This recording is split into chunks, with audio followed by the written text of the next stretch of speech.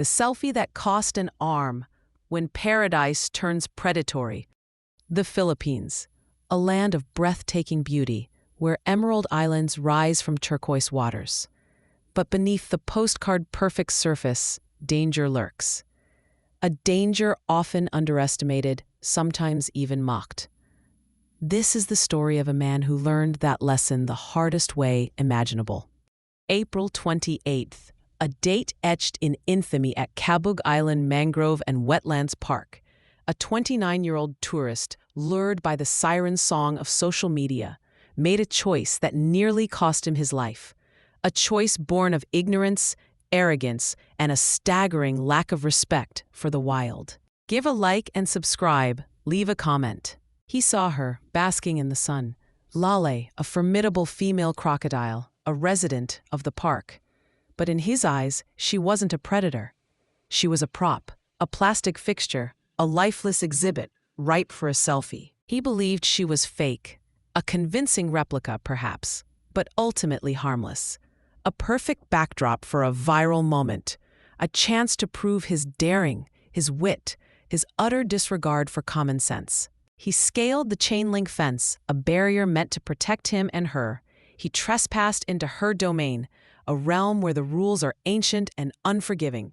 He stepped into a nightmare of his own making. Reports suggest he was mentally impaired. Perhaps.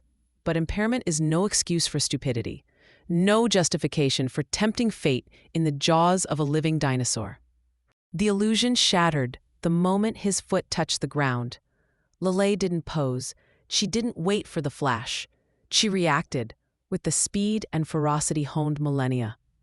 Her jaws snapped shut on his arm, a vice grip of bone and muscle designed to crush and kill. The pain must have been unimaginable, the realization instantaneous and terrifying. This was no plastic toy. This was a predator, and he was her prey. The death roll began, a primal instinct, a brutal ballet of destruction. She twisted, she thrashed, dragging him through the shallow water. His screams echoed through the park, a desperate plea swallowed by the mangrove trees. His arm, once a limb, was now a plaything, a chew toy in the jaws of a creature that knew only instinct. He was being torn apart limb from limb in a spectacle of unimaginable horror. A zookeeper, a guardian of both the animals and the oblivious humans who wandered too close, witnessed the carnage. He had tried to warn the man, to stop him from his folly, but his words were ignored. Now he acted.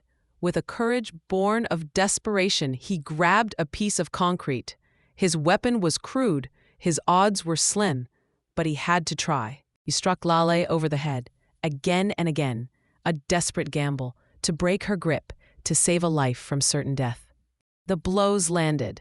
The crocodile, momentarily stunned, released her hold.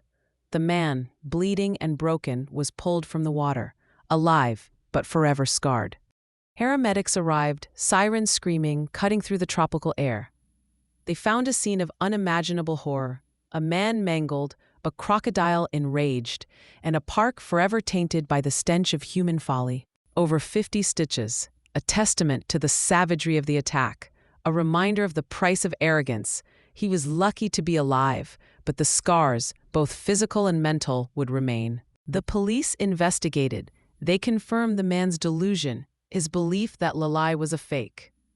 They emphasized the danger of his actions, the risk he posed to himself and others. He was lucky.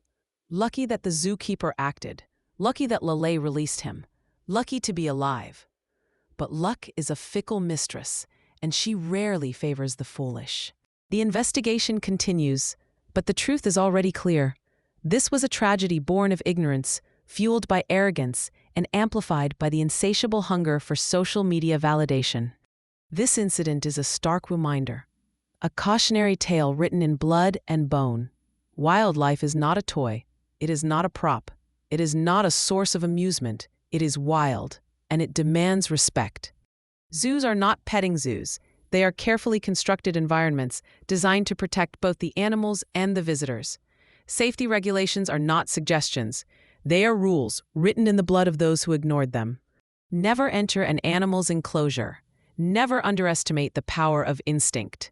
Never believe that you are immune to the laws of nature. The world is full of wonders, but it is also full of dangers.